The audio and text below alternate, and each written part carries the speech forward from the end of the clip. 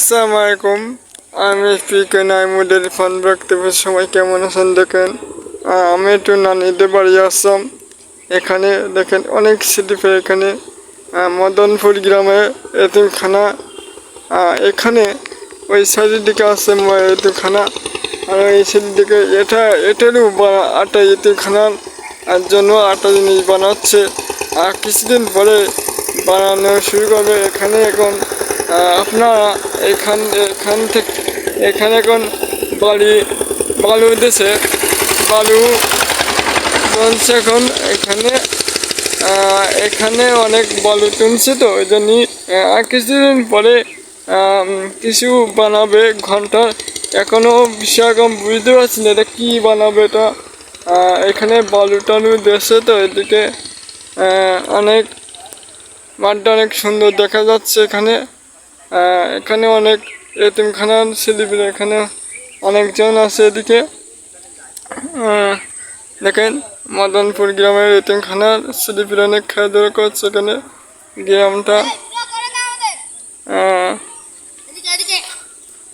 এখানে দেখেন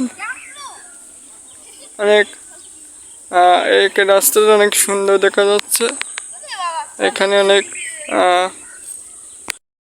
দেখেন অনেক স্লিপে খেলাধুলা করছে। এখানে অনেক স্লিপি আছে।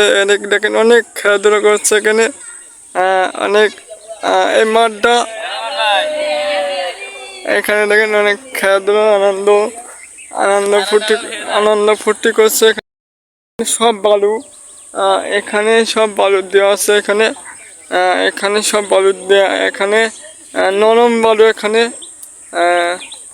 একটু যদি পানি এদিকে থাকলে সব ডুবে যাবে।